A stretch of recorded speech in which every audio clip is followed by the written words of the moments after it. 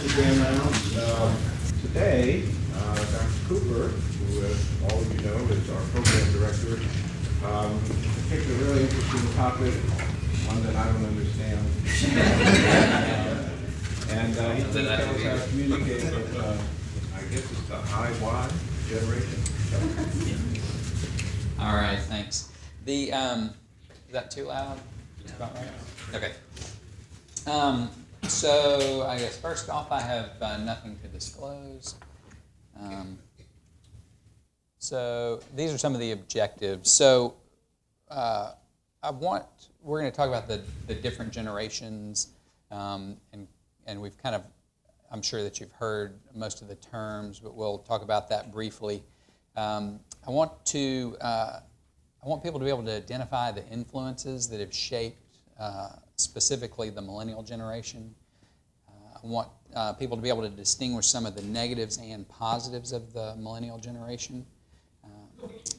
Residents and student learners will be able to have better self-awareness. So self-awareness for those residents, but also awareness of where our residents are coming from as far as faculty and being able to teach effectively. And that attending physicians will be able to better engage and lead millennial residents and students. So, these numbers aren't hard and fast, but those between 1900 and 1928 are seniors or traditionalists. And I don't think we have any seniors in here. Builders are the next generation, the greatest generation. This is the generation that fought in World War II. Next generation, 46 to about 64, are the boomers. So these are all of the, this is the generation that was born after World War II, when everybody came home from the war. Sometimes they call it the pig and the python because there were so many people born during that time period. The busters are also known as Generation X, and that's the generation that I fall into. Generations Y and IY are millennials, and so if you see me use Generation Y, Generation IY, millennials, that's all the same thing. Okay. And then Generation Z is those born in 2001 to the present, which would be my kids, and it'll be the generation that's coming up as far as medical education. And so I was actually born in 1969, so I'll be 50 next year. I like to think that I'm closer to this guy. Okay. But who's next? I'm probably, let's see if I can get this to move. But I realize I'm probably closer to this. All right, so I am almost 50, and I'm probably closer to Sally O'Malley than Daniel Craig. So I just took our intern class, both peds and med peds. Not trying to out anybody, but essentially everyone falls into being a millennial, with the greatest number born in the 90s, and so that's why I thought that it was pertinent for us to talk about millennials. So names for Generation Y: digital generation, internet generation, nexters, screenagers, echo boomers, mosaics, the sunshine generation, bridgers, and millennials. And millennial is probably the term that's used the most And then you can really divide this group into, the reason why it's divided into Y and IY, it's like iPhone, iPad. But the latter part of millennials really grew up with all the technology that we have today.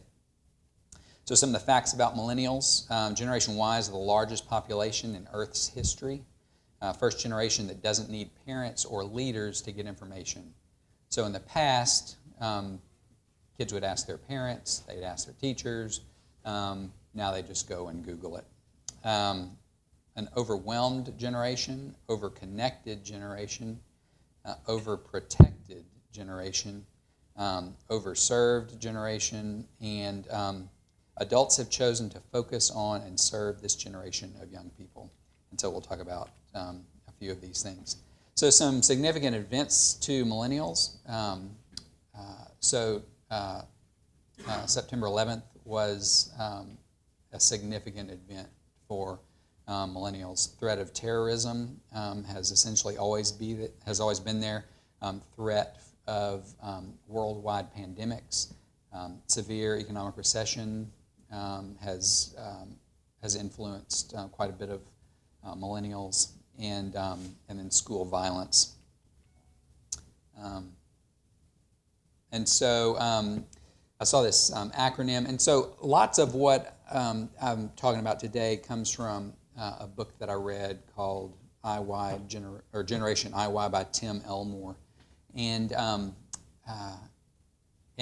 listened to a podcast by him, and it made me realize a number of things that I was doing with my own kids, and then just I realized that there were some differences in as residents are coming through, and so that's why I picked up the book. And so a number of the things are from him. This was from him, An Epic Generation, experiential, participatory, image-rich, and connected. So experiential, want to see and do, not just hear. Educator Edgar Dale talked about the cone of experience, which learning improves moving from words to pictures and symbols to experiences.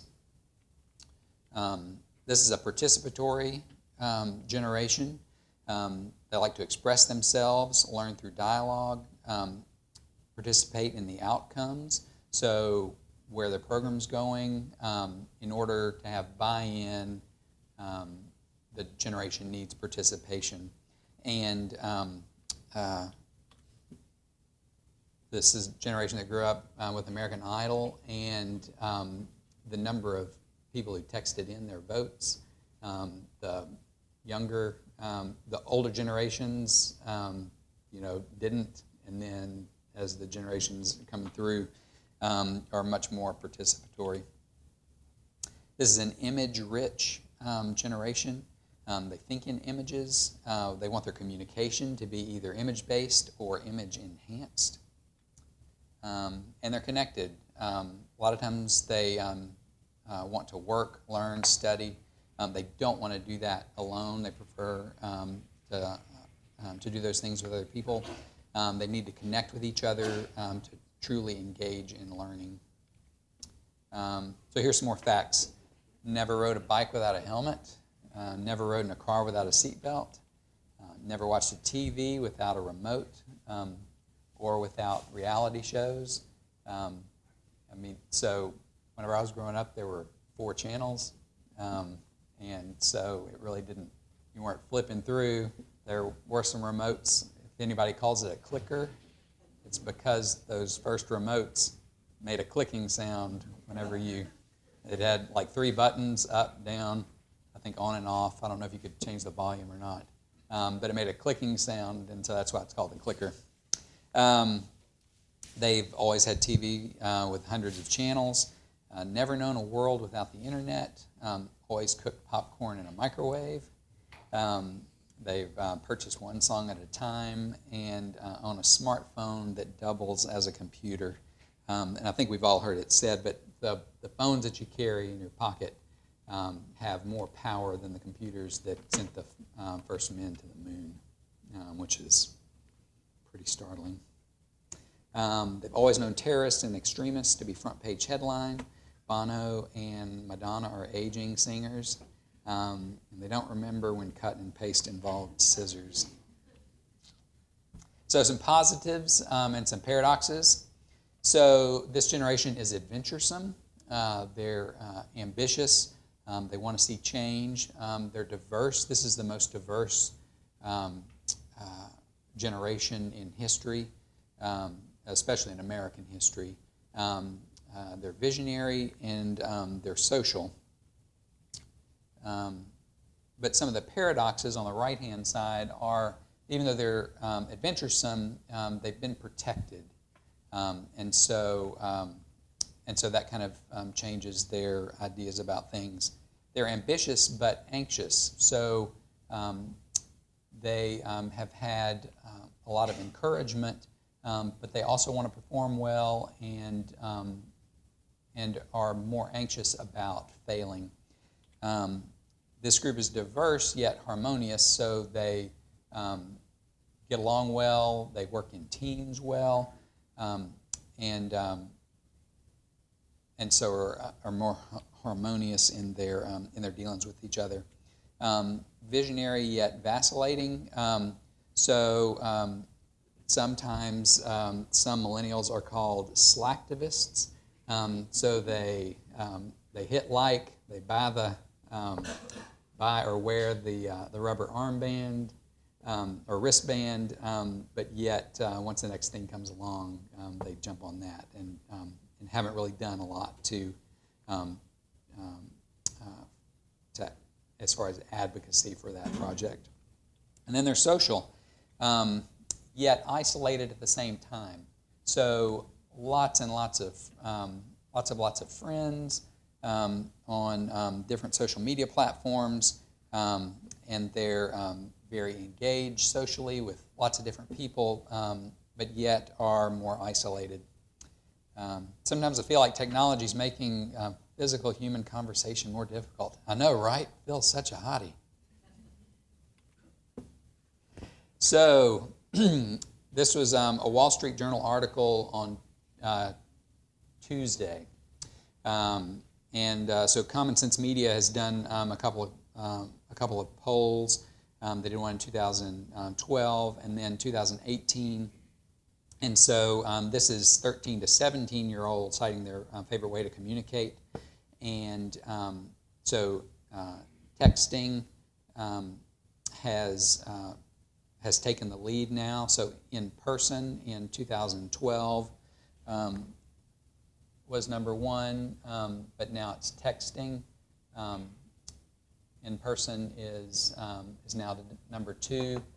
Social media is 16. Video chatting, and then talking on the phone is way down on the list. So more than 2/3 of teens say they would rather communicate with their friends online, that should be, than in person. And there was a rise in the percentage of teens who say their devices distract them when I should be paying more attention to the people I'm with. And that's gone from 44% to 54%. So there is some self-awareness that as far as distraction, but it really kind of becomes a negative feedback loop. So you're distracted when you're with people. If you're on your phone, they're also distracted because they're on their phone.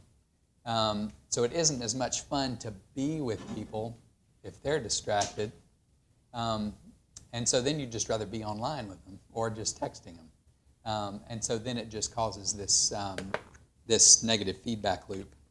The other thing, that there have been a number of studies that have shown that greater amounts of electronic use throughout the day are linked to decreased sleep duration and an increase in insomnia and depressive symptoms in adolescents. But the studies now show that that's also true for adults as well. Some more facts, so phrases that might have to be explained. So roll down your window, that's a car without a car without power windows, you sound like a broken record. Albums would get scratches and they would skip. And I remember having a Jim Croce record, Bad Bad Leroy Brown. They got left out in the heat and warped, and so I remember trying to flatten it out in a book or between a bunch of books so that it wouldn't skip whenever it played. I'd take that TV show so we could watch it later. So that's VCR tapes is what that recording is talking about. Hang up the phone. So some people may still have some phones, but especially the kitchen phone was on the wall, and so you would hang up the phone. So helicopter, and kind of the new thing is lawnmower parents. At some point you're going to have to stop swaddling him, right? A helicopter parent is a parent who takes an overprotective or excessive interest in the life of their child or children, and so they're always swooping in to save their child. My child got an F on their paper they couldn't have. I wrote it for them.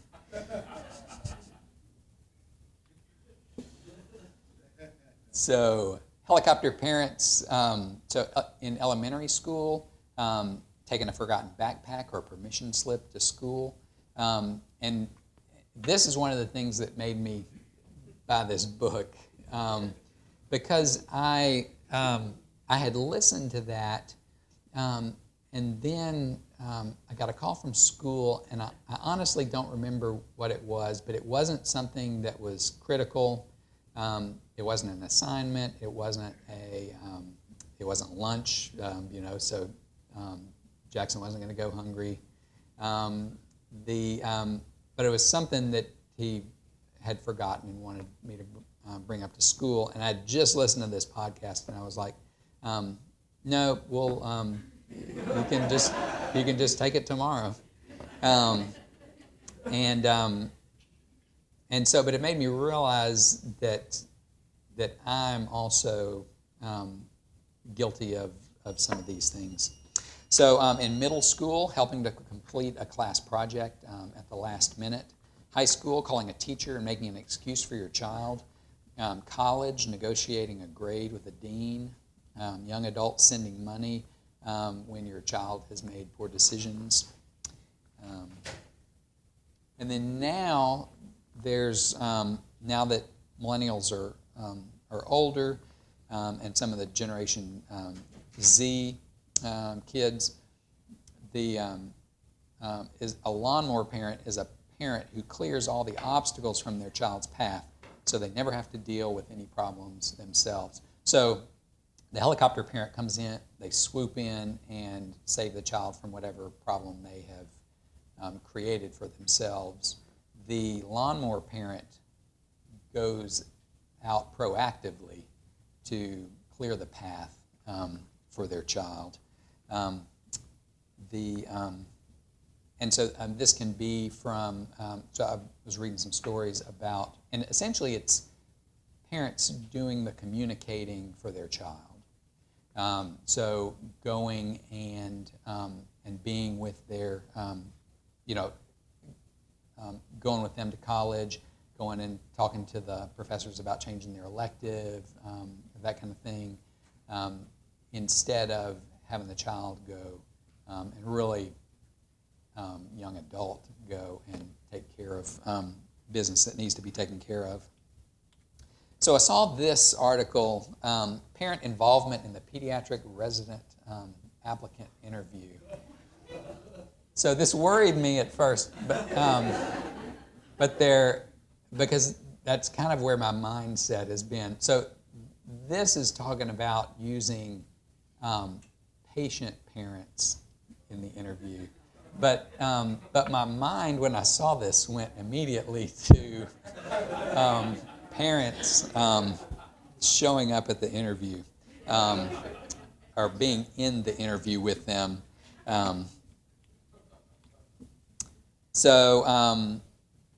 Generation IY, we've talked about that iPhones, iPads.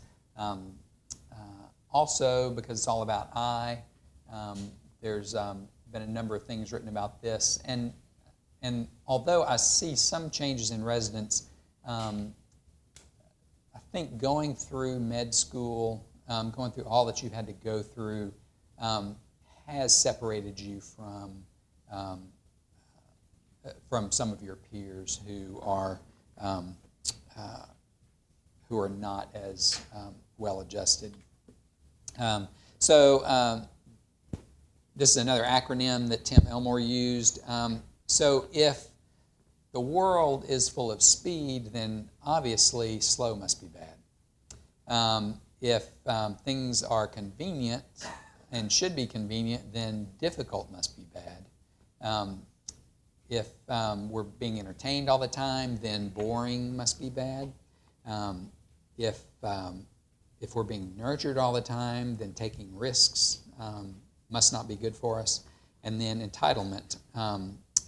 So labor must be bad if we're entitled to the latest and greatest devices and gadgets and things that come down the line. So I want you to be looking at some things. You can even kind of jot down. We'll talk, and then we'll talk about afterwards some of the things that we've seen in the video. Amy, it says you are trained at... I don't know if any of y'all have seen this. Amy, it says you are trained in technology. That's very good. Are you adept at Excel? No. PowerPoint? No. Publisher? Not really. Exactly in what area of technology are you proficient? Snapchat, Pinterest, Instagram, Vine, Twitter. You know, the big ones. I'm surprised you didn't say Facebook.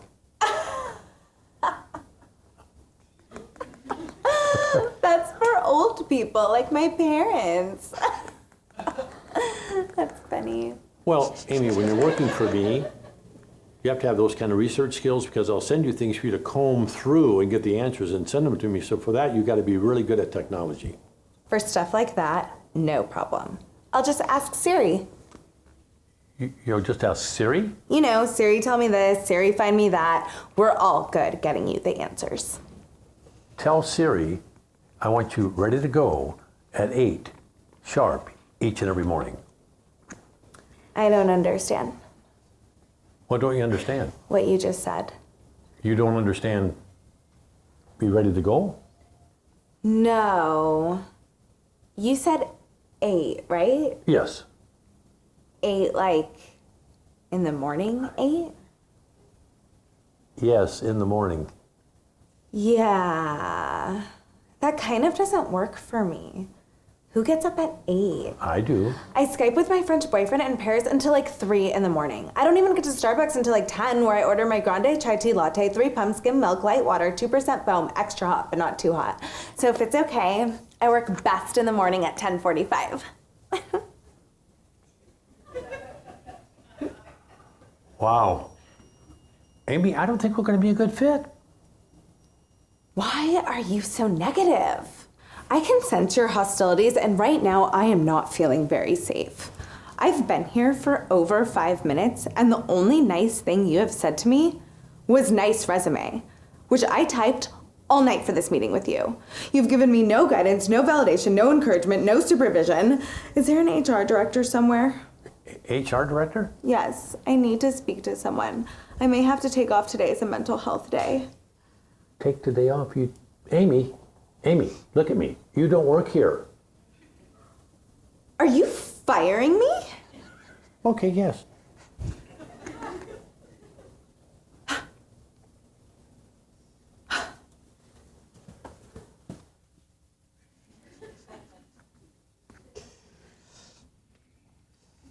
All right. So, luckily for the residents that we have and the medical students that I've dealt with, their views don't quite coincide with with this video, but there are some takeaways that we can get from this, just as far as some attitudes and how millennials have been influenced throughout their life. So the formula: the less natural life skills are cultivated during childhood, the more intentional we must be as we lead them into adolescence and young adulthood. So 2 questions: what social or emotional muscles seem to be weak? And what practices can we introduce into their lives to develop those muscles? So as far as growing internally, it's in waiting that I build patience. It's in face-to-face collaboration that I build interpersonal skills. It's in attempting risky ventures that I build courage. It's in struggling that I build perseverance. It's in boredom that I have margins to imagine and think creatively. It's in challenging labor that I build appreciation for work ethic. When a number of these things, I see in my kids, it's, growing up, I used to hate being bored, but whenever you're creating things or making things or, building a tree house, all those kind of things, I think help, as opposed to building something in Minecraft or Fortnite or those things.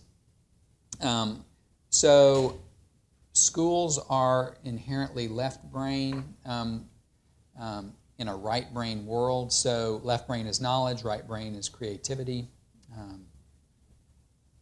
So we tend to stick with what's familiar and not what's most effective. And so this generation needs to grow up and become adults and come to the realization that life is not always fun. But educators can also use methods to help bridge that gap. Students today are typically right brain thinkers, but residencies today lots of times use left brain delivery. Students today learn by uploading or expressing themselves. Residency, just like this lecture, is we teach by downloading lectures to the residents and faculty. Desire to learn what's relevant to life is our students today, and we're teaching what the board wants you to know for the in-training exam, and students today are driven by creativity, whereas residencies are typically driven by curriculum. And so for many of the things, we have to do what's on the right, as far as you need to be able to pass a board exam. We've got to have a curriculum to do that. But yet, I think that we can do a better job in getting to that goal. So, number one word to describe how millennials like to be led is coaching. And so, there are different kinds of coaches. This is Bobby Knight. He was a basketball coach for the Indiana Hoosiers. Had a bit of an issue with anger. I'm sure that many of his players did not feel safe. I don't know if that lady is clapping for for him or whom.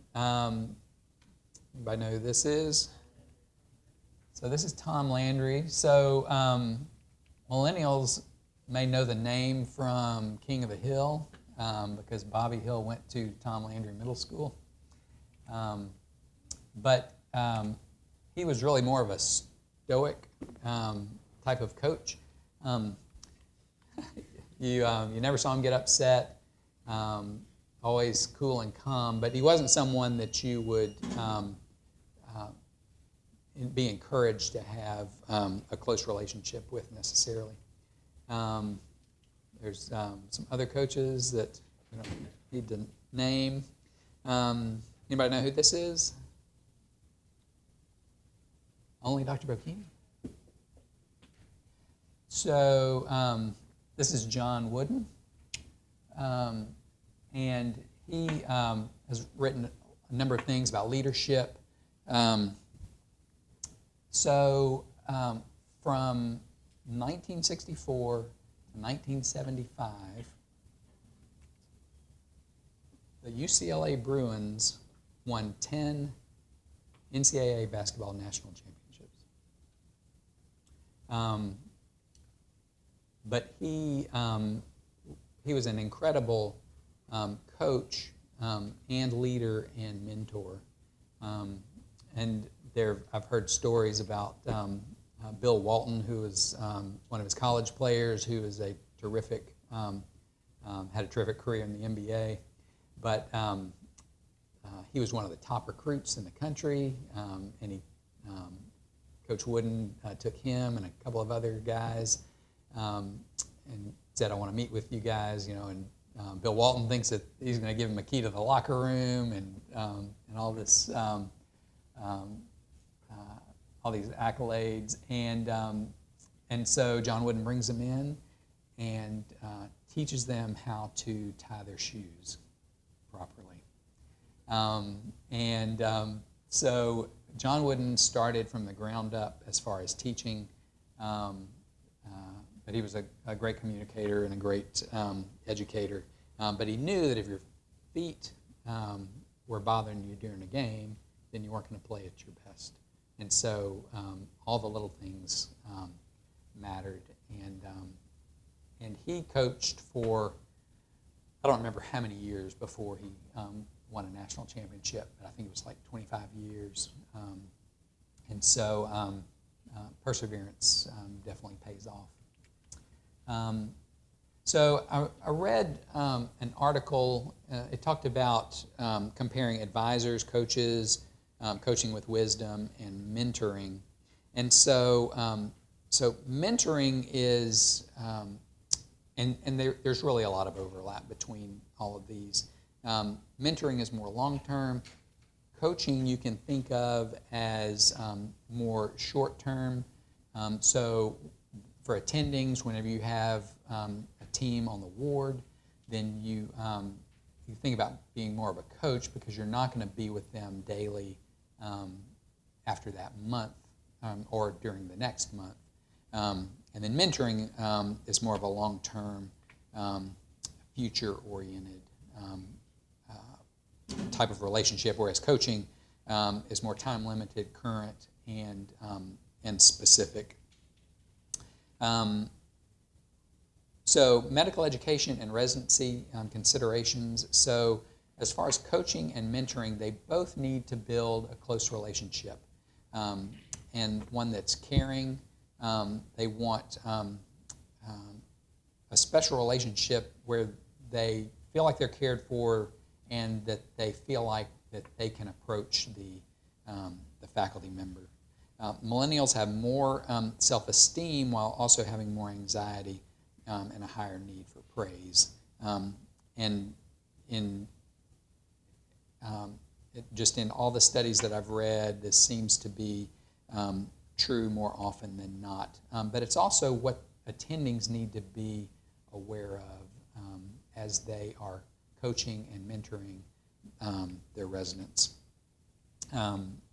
Coaching and mentoring side effects. So millennials may overshare because they're used to putting everything online.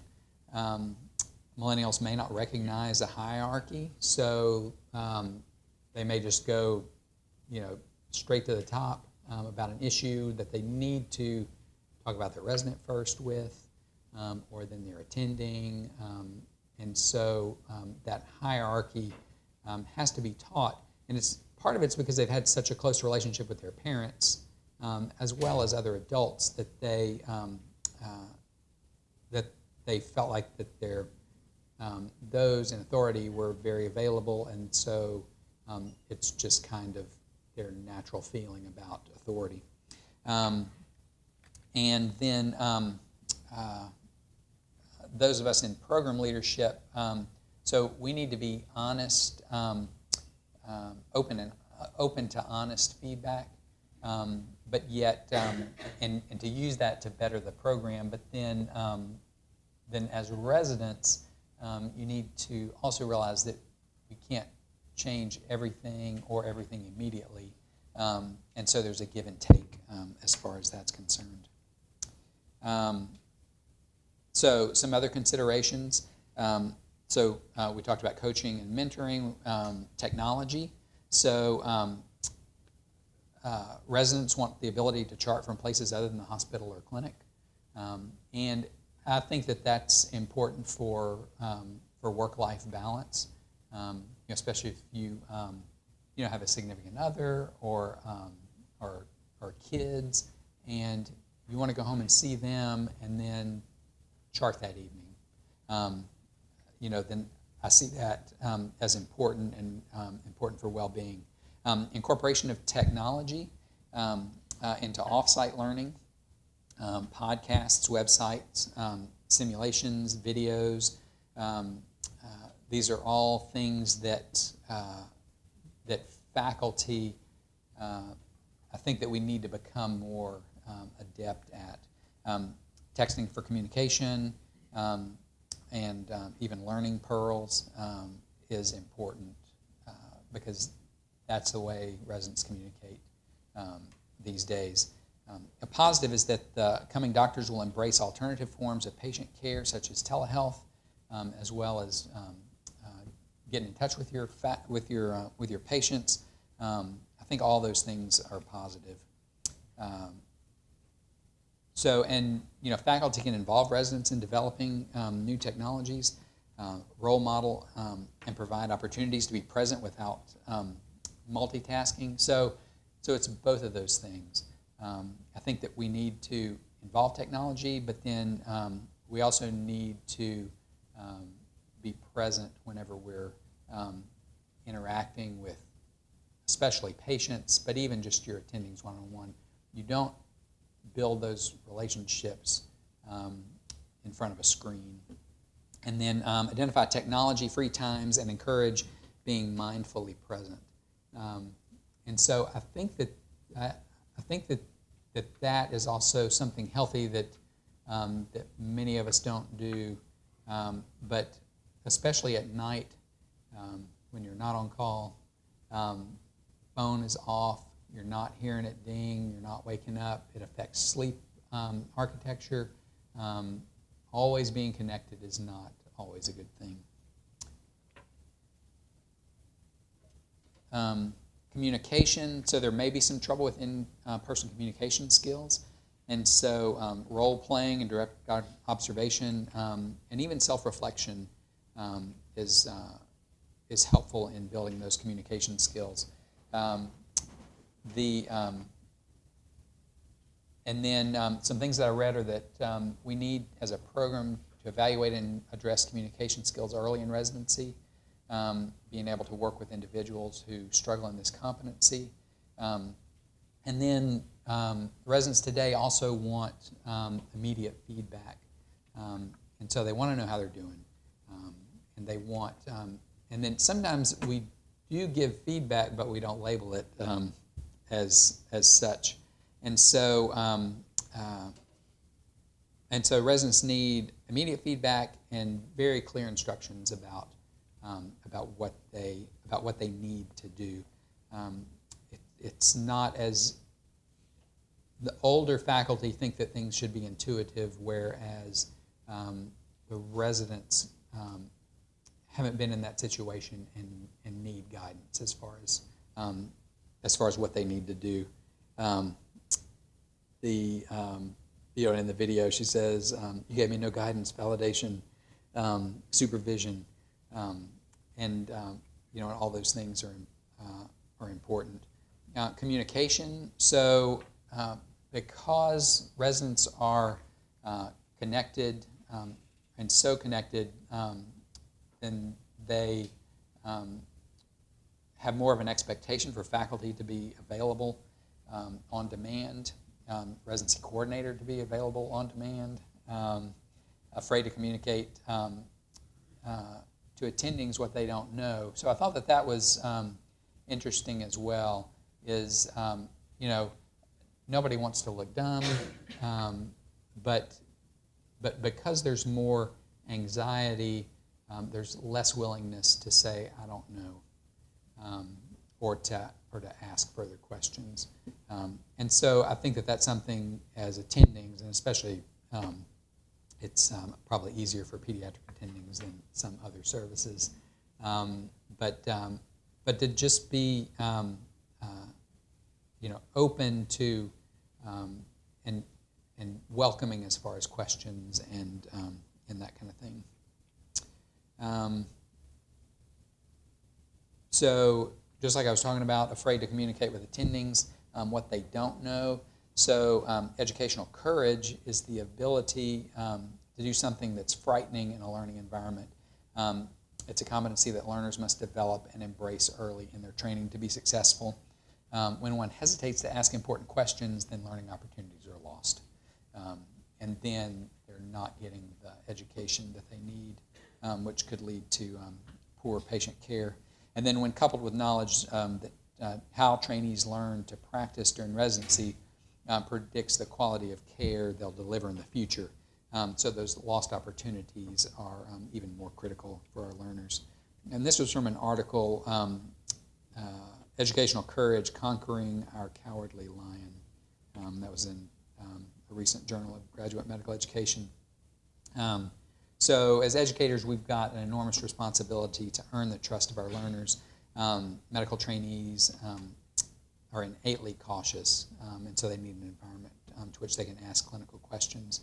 And it's equally important for learners to question themselves and others without fear of repercussion.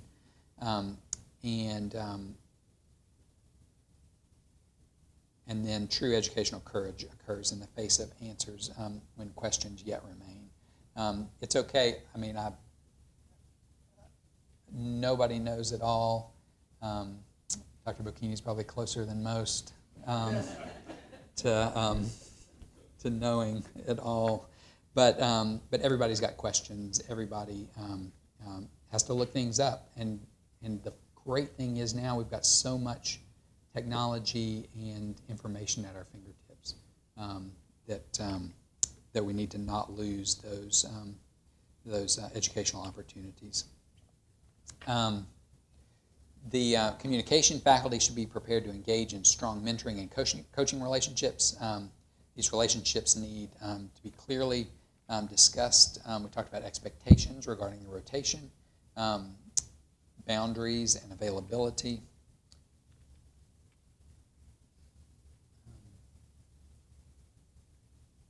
And then praise from superiors and coworkers is a particularly effective tool in motivating this generation. Residents will also appreciate it when successes are publicly acknowledged and when positive patient feedback is shared with the entire program. And I think that's one of the great things about the newsletter that Jessica puts out on Fridays. That it takes her a lot of time to put together, but just the opportunity to give those shout outs to those who've done particularly well. For attendings, giving concrete and immediate feedback.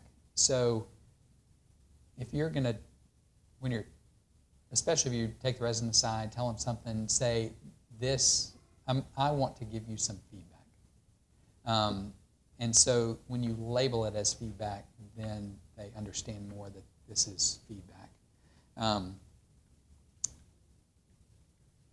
it's important to accept honest and open feedback without becoming defensive, both for attendings and for residents as well. Educational methods, expectation of flexibility, move from traditional didactic lectures to active learning, such as the flipped classroom. And so I know that word is brought up, or that term's brought up quite a bit, but it's a student-centered approach where they get information whether it be videos, some type of didactics, something to read out before they come to class or to the learning opportunity. And then during the formal teaching time, the instructor facilitates a student-driven discussion of the materials. A lot of times case scenarios are what are learned from best. So the goals are to allow students to become critical thinkers, fully engage students and instructors. And so when you're asking questions and asking about the case and asking them to think, they're improving their critical thinking skills, which all of the indicators show is very important, and then stimulate the development of a team understanding of the material. And then faculty also need to become comfortable using available platforms in social media, different types of social media. And so residents a lot of times want to move beyond choosing from a available set of electives, design their own experiences. They may ask for justification for rotations if they aren't able to ascertain the immediate benefit. Some things are just required by the ACGME, but it helps if we're able to provide what the benefit is. And then, like I said, it's helpful for faculty to be knowledgeable about social media platforms, both for dissemination of knowledge and to facilitate conversation. So my son just started 6th grade last month, and I can look at all of his assignments on Google Classroom. I get notifications, all during the day about what's been posted. He uploads his classwork to Google Docs that's connected with the class, and so kids are using this, teachers are using this, and we as a faculty just need to be open to being more technologically savvy. Professionalism, comprehensively review the rules, define appropriate and inappropriate behavior, and then millennials a lot of times look at an organization not by how they'll fit into it, but rather how that organization will fit into their lives.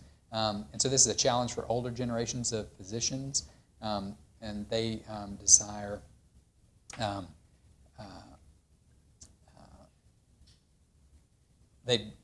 as younger physicians desire to have a better work-life balance, then it's harder for some older generations to completely understand that. But that is the case, and it's something that we all have to get a handle on. And don't assume anything is common knowledge. It's better to give specific feedback about a professionalism issue, and to give specific feedback instead of just saying that's unprofessional. To let them know what about that is unprofessional. I got millennial fever from talking to a millennial. Now I see my job as a meaningless series of empty tasks. What do you expect me to do about that? I was hoping for some praise. So as far as professionalism, just review rules, what the expectations are before a rotation, define appropriate and inappropriate behavior, self-sacrifice for the greater good, and then common knowledge, like we talked about. This generation wants to do meaningful work that affects social change, wants to be aligned with socially engaged institutions, be competitively compensated, work in a healthy work environment, and work for a healthcare organization that stands up for health. And this is all part of wellness. And so they want their workplace to not just do as I say, not as I do. They want to be able to be healthy in all aspects. Authentic programs. Just because of some of the issues that we've discussed, programs need authentic wellness programs in place and to identify struggling learners and people who may be struggling with just the, it's a big change coming to residency, and especially the fewer and fewer interns and residents that we have who have, not had a full-time job and that kind of thing, then this is a large adjustment. And so, like we talked about before, greater amounts of electronic use throughout the day are linked to decreased sleep duration and an increase in insomnia and depressive symptoms in adolescents and adults. And so it's important to be cognizant of that. The procedural timeout, so technology should enhance, not replace. It shouldn't be a replacement for engaged teachers, and it also, as far as dissatisfaction and recruitment to medicine, we need to, until the difficulties that contribute to current career dissatisfaction among physicians are addressed, it's not likely that the highest performers are going to come to medicine. And so we have to make medicine worthwhile, which I believe that it is. But we also have to be aware of work-life balance and what millennials are looking for. And so it's,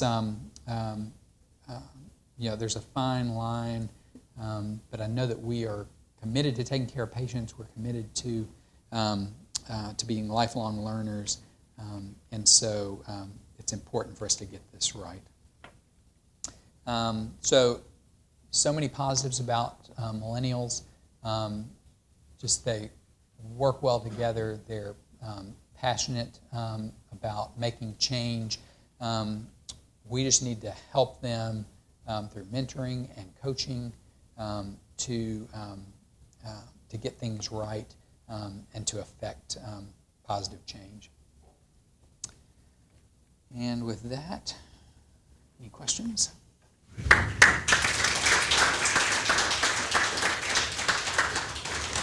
Very nice. You've done tremendous insights. I think that it's really important to understand how people grew up and what the environment was like to see how they then ultimately interact. So I think that's really good. I can tell you what generation I'm in. Any questions or comments for Dr. Cooper? Any comments from the millennials out there? We'll text them later, sir.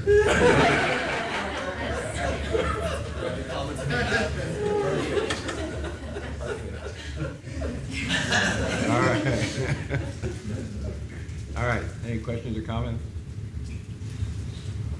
All right, Paul, thank you very much. All right. Very good.